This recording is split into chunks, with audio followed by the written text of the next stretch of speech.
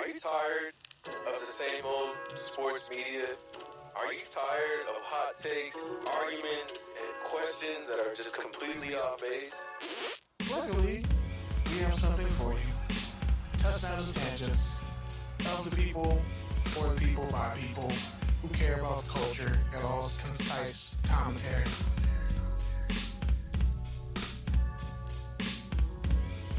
You're damn right we do.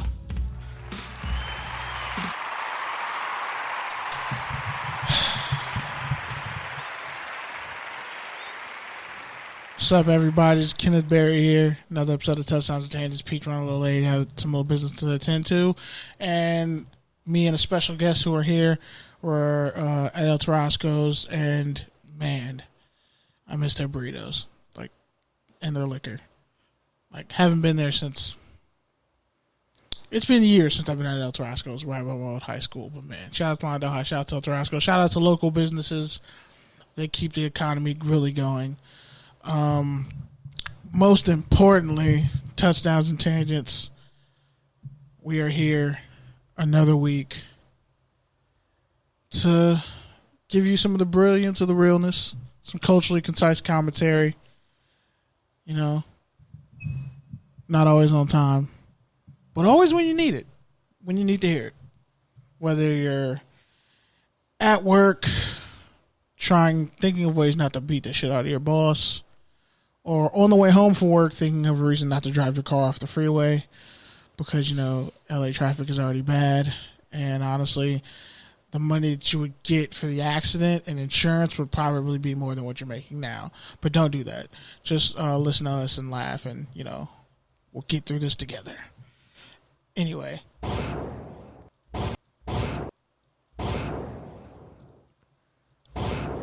We're gonna get better gunshot. We haven't had gunshot sound effects in a long time, and I'm not gonna lie, I missed it. Just not this one. This one sounds like a powder kick, but whatever. Anyway, special guest in the house, Ryan. Can I say your middle name? I think it's been said before, so it's okay. Ryan Andrew Mancini.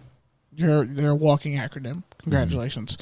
But not only congratulations, we're going to get to some NFL stuff in a little bit. But I think it's just good when you link back up with your friends after a while. And that's what part of this podcast is, you know. Friendship, kinship, talking shit. I mean, you know. Kinship? Yeah, kinship. Kinship. Ha ha ha ha. Kinship. The knee? Ha ha ha ha ha. The knee. But nah, man. And don't worry, y'all. We're definitely going to get to some NFL stuff. But, Mancini, the last time you were here, you were sitting on hoping for some good news. Mm-hmm. And since we're all recent graduates, or at least I'm the most recent graduate, but everybody in the group chat pretty much is just like, all right, we're in different stages of our careers. We're figuring things out, you know, adjacent to us and our issues. I want you to announce what you got going on right now. What's up with you, man? Yeah, so I know that a while back, I think one of my earliest appearances on the show, I think you guys had referred to me as a freelance reporter. But for the last year and 3 months, I believe, or year and 2 months, I believe, I've been working with... Is this my build-up? My Bon Jovi build-up? Yep. That's what I thought. The fact that you knew this was Bon Jovi, I didn't know who the hell this was. I was pressing this button. No. It's Bon Jovi adjacent. It's like... I just remember the last time I heard it, I was like, ooh, okay. New soundboards, I get Bon Jovi, okay. Yeah. But anyway... Don't let me be in charge of the soundboard. I'm very childish and petty, and I know what sounds go... Anyway, if you ever get the chance, check out Collider Live. They've got soundboards that are out of this world. Anyway, interesting. Zoobly Zoo. No one's gonna get that reference, bro. Oh, believe me, if it was their show, they'd be playing the song from Zoobly Zoo, which is a song you never want to hear. Anyway, I don't think anybody black knows that reference. or Latino. Maybe a couple of Latino people. I don't know anybody black. It's from Pittsburgh, and I've never been to Pittsburgh. We actually have a show in Pittsburgh, so really? Shout out to them. Okay. Hey. But anyway, I at that time when I was referred to as a freelance reporter, I was actually working with the Santa Clarita Valley Signal, which just this year turned 100 years old. And I've been working there for a little over a year, and I finally decided to make the next step in my journalism career. And starting on Monday, I will be with the Park La Brea News and Beverly Press on Wilshire Boulevard as a full-time reporter. Bravo, man. Bravo. That is fantastic. The commute will be a commute, but I got plenty of music to listen to, and I got this show to listen to, so. And what's kind of been this whole process like of you trying to find a job that better suits you? Well, I can certainly say I'm probably not the only young and recently out of college journalist who has been struggling to figure out what that next course, that next step is going to be. And, I graduated a couple years ago. I was still working elsewhere, and then I finally hopped on board with the Signal after getting some advice from an editorial writer from the LA Times last year. And ultimately, it's just been about building up experience and just trying to get as many stories done across as many different subjects as I could. I think the interesting thing, too, is when we were going to school, we all were basically told you need to have a collateral or a minor, because that's going to basically kind of generate where your focus might go. Even though they changed that rule and certain, business law, that was my minor. And when I came back, or actually, no, not even when I came back, like the next semester, they're like, yeah, those units don't count anymore. Mm-hmm. So that was fun. But I think it's also, and this is where I'm kind of speculating a bit, I think it could also be like a fallback. And where it's kind of like, yeah, we know the journalism industry is not super hot right now, but we're not going to say that to you, so we're just going to basically kind of set you up so that you have something down the road that may or may not come to fruition. Because let's face it, I have a minor in political science, but that may not necessarily mean anything depending on who you're asking. Yeah. So, but no, it's been a difficult, interesting variety of an experience, and yeah, I'm ready for this next chapter to begin. So I'll be playing David Bowie's new career in a new town pretty often. Which, by the way, there's no lyrics to that song. It's just instrumental. Yeah. Well, he was at a point in his career where he actually thought he had nothing left to say.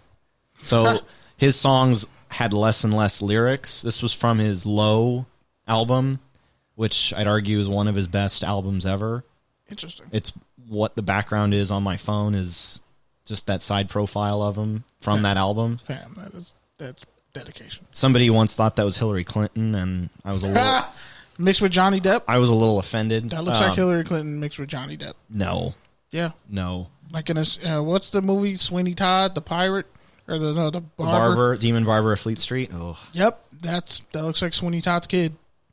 He's actually, the funny thing is, this is actually from a movie that Bowie did where he played an alien. Yeah, I believe it. Called The Man Who Fell to Earth, which is an amazing movie with the recently deceased Rip Torn, R.I.P. I was going to say that. He was in Men in Black. He was in a bunch of stuff. Rip Torn. And your name is Rip Torn. I'm sorry, but that's fantastic. And I'm going to laugh at it every chance I get. Shout out to Rip Torn, R.I.P. They actually used aged makeup on him in that movie, and it seriously looked like what Rip Torn looked like now. It was really, really weird, because I thought, it's just Rip Torn. And I was like, oh, wait a minute. He didn't look like that at the beginning of the movie. Wait, Rip Torn or Rip Torn? Rip Torn. Okay. Because I was like, his last name isn't Torn. But anyway, for someone who was in journalism, going through the rounds, and where you started, tell us about some of the dark days, because everybody wants to be positive and all that. But tell us about the days where you almost gave up and why you didn't. Well, I think that's the other tricky thing too. Is if you're at our age, do you want to make the financial plunge and go out of the state and, find journalism work that could work out or could not work out, where you're there for maybe a few months or a few weeks or a few days, and then you're like, oh, shoot, I was working for the only newspaper in this small town. Or a few years. There's some people who have left and gone out in Iowa, Nebraska, everywhere else, and they probably not coming back. Well, and that's my point. Those are the positives. I've known people personally who they came from parts of the Midwest who came out here and, they thought they had a sure thing, and it ultimately didn't pan out for them, either because of their own problems or problems with management, et cetera, et cetera. In my case, I still wanted to be relatively local, but at the same time, I would be more than willing to have gone across the country. I just wanted to reach the point where I thought, you know what? I don't want to get to the point where I feel like I'm completely out of options here. I'm going to find every option available. And that's ultimately what I did. And I swooped in with the right opportunity at the right moment. But yeah, no, I had ideas about, working on something political either in Sacramento or across the country. I had all of these different ideas, but at the same time, I'm thinking to myself, I still want to write. I still want to try and kind of perfect some of my abilities. And, I kept thinking, I might get to do some writing if I do something political or something else. But there's still the idea of, as this show's all about, context for the culture, it's trying to find that right atmosphere to be in. And I think with this new venture, I feel like I'm really going to be in the right environment to sort of, learn more about the city that I was born in. I can't even say the city I grew up in, just the city I was born in. I'll admit, I've done a little bit of homework. Mancini, you were born in Beverly Hills. I was born in Los Angeles. Oh, I thought you were talking about specifically that city. I was like, damn. So this newspaper is Plot technically twist. located in Los Angeles. Yeah, it counts. But its circulation reaches out to Hollywood, to Beverly Hills, Miracle Mile, Fairfax. So it covers a lot of ground.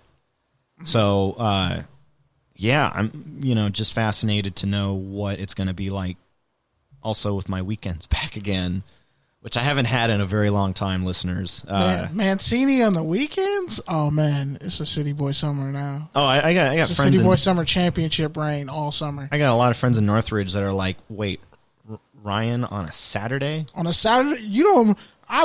We were dorm mates. I remember some of those Saturday nights. And then the Sunday morning, me washing my clothes in the laundromat, and then you just walking in, strolling out of an Uber, and I'm just like, all right. Ain't no shame in that walk. That's not the walk of shame. No, they weren't. Oh, no. But anyway, when it comes to that, and you kind of touched on a little bit earlier about, having a minor and, using it but not really using it and having it as something, as some fallback knowledge. Mm-hmm. When have you kind of had, especially as a journalist, mm-hmm. when does some of that fallback knowledge really come in handy for you during this journey? In a lot of ways, the new realization I've come to with the minor that I graduated with of political science is I feel like you have a lot of journalists these days that would rather just sit back and ponder on things and question things before they reach kind of the ultimate conclusion, even though that ultimate conclusion is staring at them in the face the whole time. So one good example of that is when you hear a lot of media discussions about, this was something that was being had for 2 years in regards to Donald Trump, where is he lying? Is this just a misstatement or a false statement, or is he just lying? And